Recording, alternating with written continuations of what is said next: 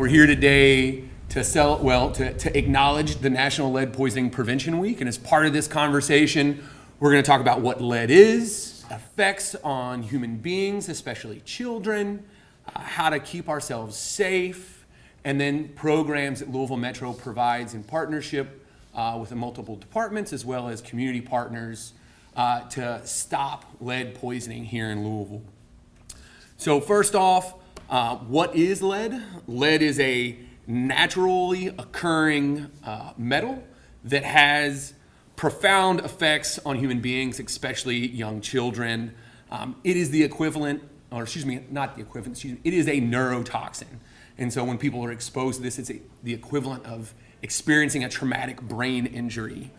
Lead in Louisville has a long history, especially because back before the 1980s, lead was included in a lot of products that increased the durability and efficiency of those products, such as leaded gas and lead paint.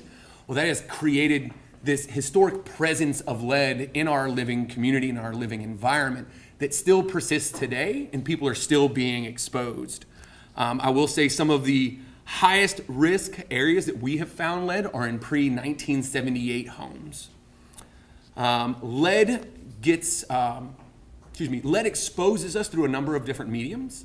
It can be inhaled, it can be swallowed, we can absorb it through our skin, and it's present, like I said again, because of that historical use. It enters into our environments in the form of dust that we get from soil, chipping and peeling paint, and in some cases, not many in Louisville, lead can be present in water. Let's see. I want to talk about the negative impacts of lead. We've already touched on those a little bit, and we have some guests with us here today that are going to speak more on that. But I do want to say lead is extremely harmful to young children, especially children in their development ages before the age of 6. And the CDC has a saying that we adopt here is that there is no safe level of lead in blood. You know, we have parameters that we use for medical guidance, but if there is lead in your blood, you are being exposed from some source, and you should think about the steps that you can take to stop that exposure. Lead has been an issue in Louisville for a number of years. In fact, just over the last 16 years, we've had close to 10,000 individual children identified as having exposure. So to put that into context, that is 625 unique children each year for the last 16 years. In places where we see the greatest risk for lead are in some of our historic neighborhoods, especially in Northwest Louisville, neighborhoods that have suffered from such racist programs as redlining and other institutional programs that have kept these communities underserved and underrepresented. In fact, the children in those neighborhoods could be up to 10 times at greater risk of experiencing lead exposure. And so we have a big push here in Louisville to change how we are combating lead. The City Council has identified $1 million of American Rescue Plan funding to help us shift our focus to a primary prevention method. In the past, we wait to find children who've already been exposed, and then we offer them services to help reduce that exposure. We still continue to do that, but we're on a big push to change this focus to stop lead exposure before it occurs. I give information to families, to physicians, to doctors' offices, to anybody that'll listen to me, actually. Anybody in the world that will listen to what I have to say about lead poisoning, I freely and gladly give them that information. Why? In order to keep their children safe from lead. I have been doing this for 35 years, and it is a pleasure for me to interact with the community and help families help their children. We are advocates for children being healthy and safe from lead poisoning. Now, routine testing is the best way to find out whether or not you, and when I say you, I mean women, men, and children, have lead poisoning. Because you can't tell from just looking. You have to have that routine test, and all you have to do is call your PCP, that's your medical provider, and ask for that test. Now, if lead is detected in you or one of your children, you need to call us right away. Because what are we going to do here at the health department? Number one, we're going to come out and find out where that lead's coming from. Number two, we're going to find out what we need to do or help you do to eradicate that lead poisoning? Some of the ways to prevent lead poisoning. You say, what can I do? Well, I'm going to give you some helpful hints to show you what you can do for yourselves. You can clean frequently with soap and water, wet mop, and then when you dust, we want you to wet dust. Do not dry dust. That just spreads the dust in the air, and we don't want you to do that. Wash your hands frequently. Wash your children's hands frequently, especially before they eat. Look for chipping paint inside and outside of your home or apartment or wherever kids may be exposed.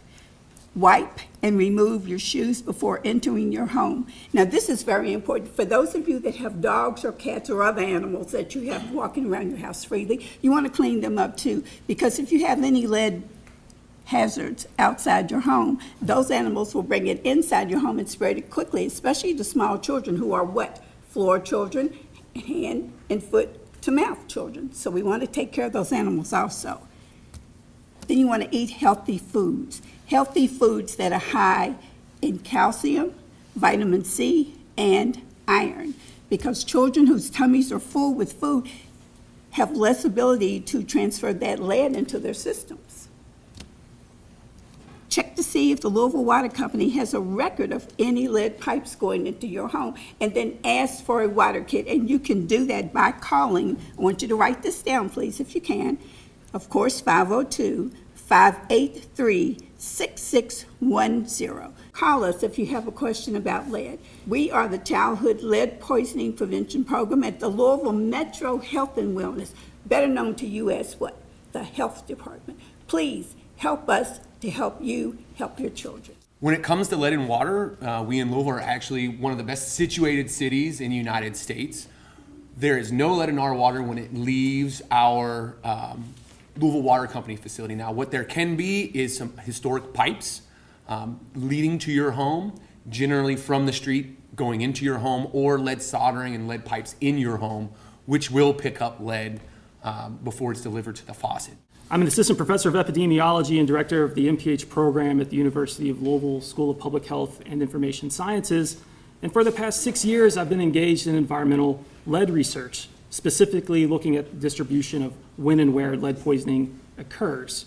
More recently, I've been collecting paint and soil samples to evaluate the magnitude of environmental lead contamination in our community, especially communities that have been disproportionately impacted by childhood lead poisoning in the northwest corner of our county.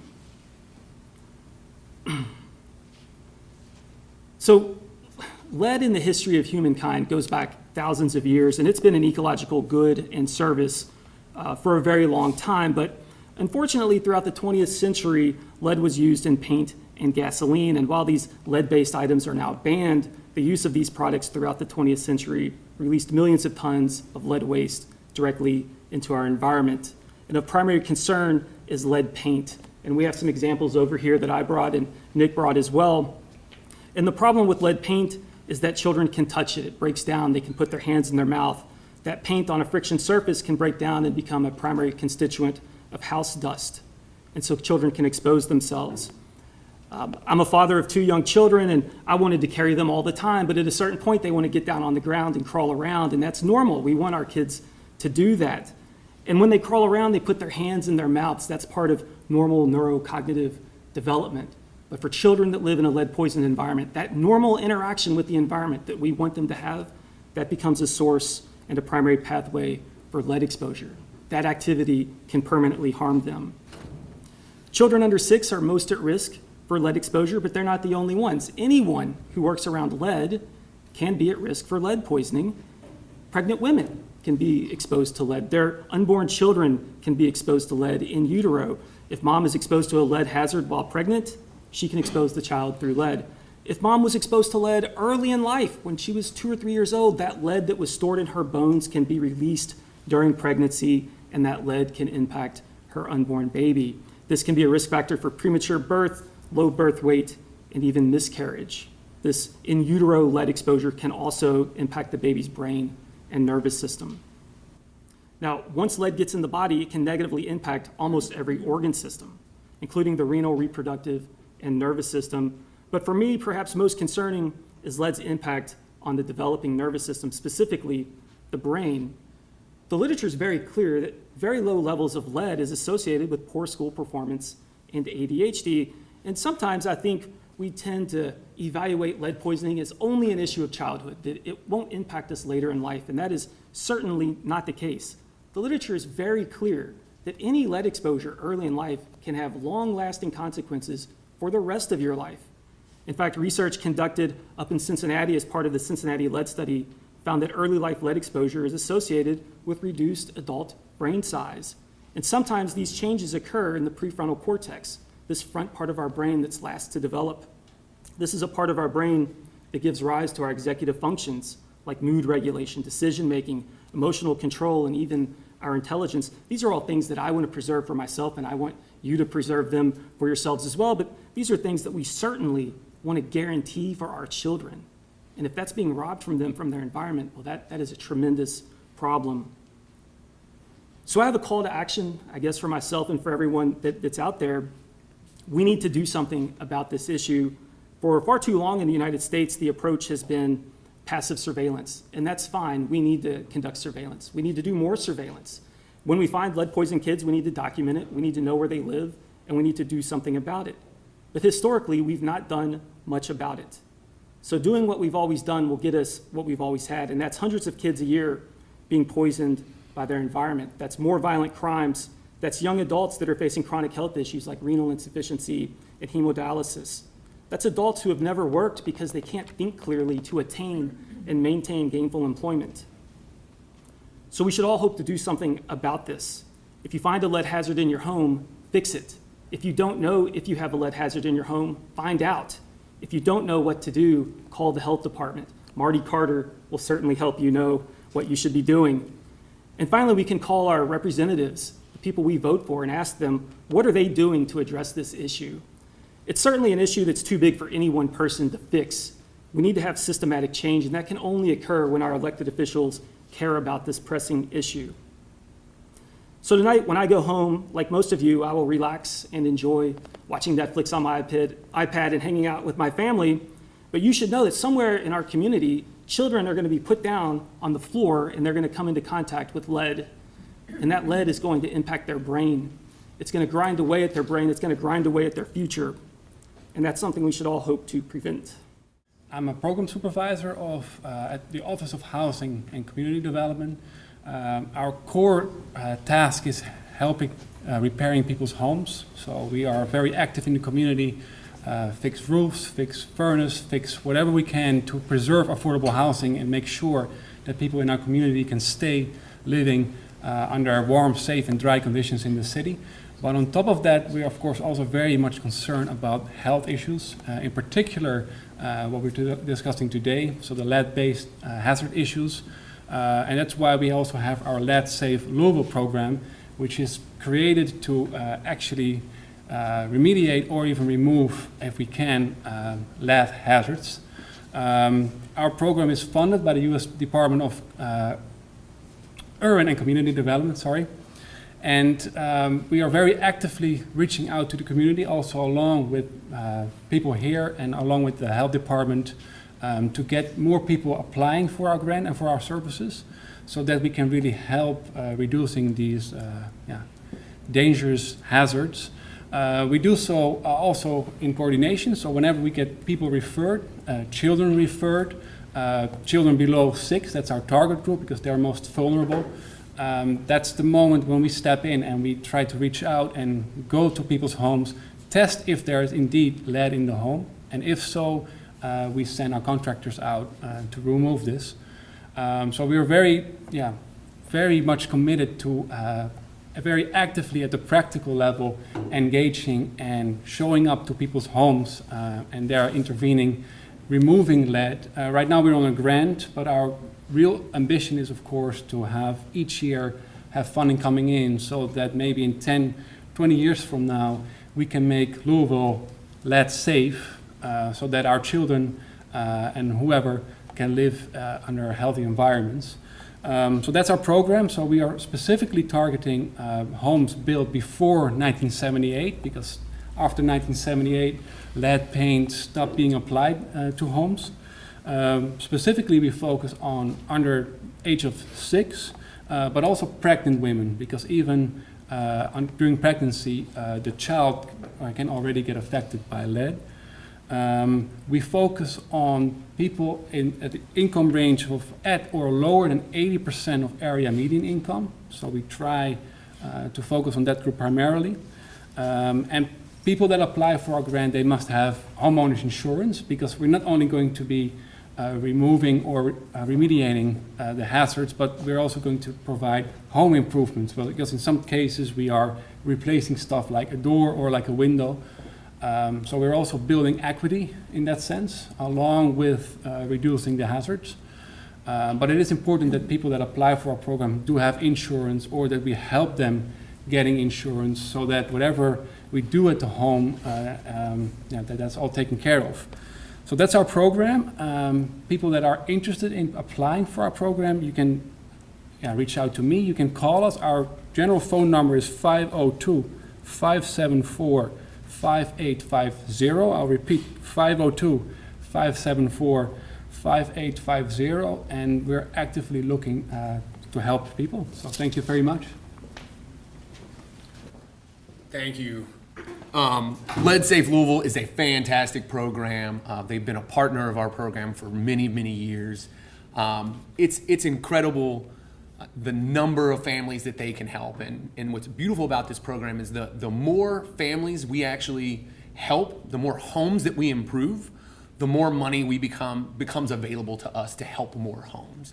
So if we do 100 homes in a year, next year we could probably do 150 homes based on the funding that would be given up to us from the HUD program. So with that, I'm gonna end by kind of repeating some of the things that have already been said.